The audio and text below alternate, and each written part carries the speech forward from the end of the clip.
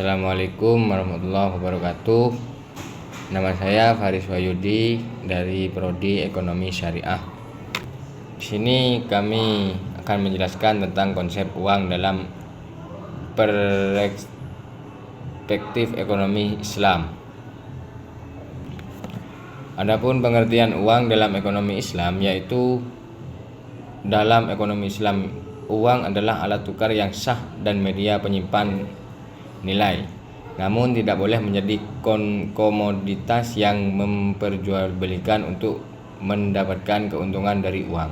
Jadi uang itu adalah alat atau benda yang menjadi bahan beli barang, seperti itu. Baik, adapun sejarah uang dalam Islam itu ada 3. Yang pertama, pada masa Rasulullah SAW, uang yang digunakan adalah dinar dan dirham, perak. Dan yang kedua, nilai uang didasarkan pada kandungan logam mulia. Dan yang ketiga, transaksi dilakukan secara tunai dan bebas dari riba. Nah, jadi sejarah uang itu mempunyai sejarah, yaitu pada masa Rasulullah SAW saja uang yang digunakan adalah emas berupa dinar dan dirham berupa perak. Nah, nilai uang tersendiri didasarkan pada kandungan logam yang mulia. Jadi di dalam kandungan uang itu terdapat benda yang begitu mulia. Nah, seperti itu. Begitupun fungsi uang.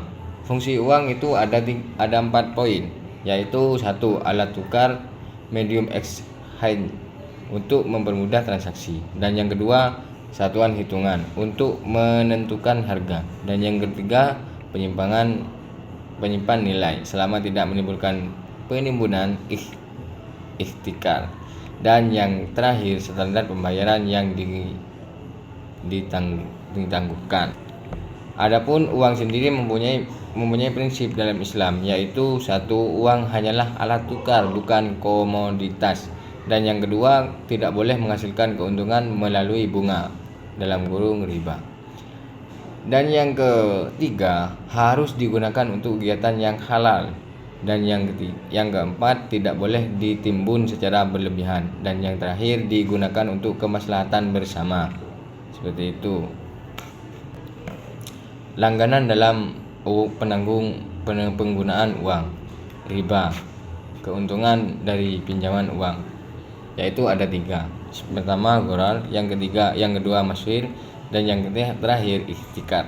Adapun ghorar, ketidakjelasan dalam transaksi. Adapun juga masyir, perjudian atau spekulasi, dan yang terakhir ihtikar, penimbunan uang atau barang untuk menaikkan harga.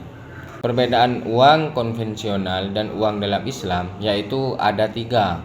Yang pertama, konvensional. Konvensional itu adalah uang dapat diperdagangkan dan menghasilkan bunga. Dan yang kedua, Islam.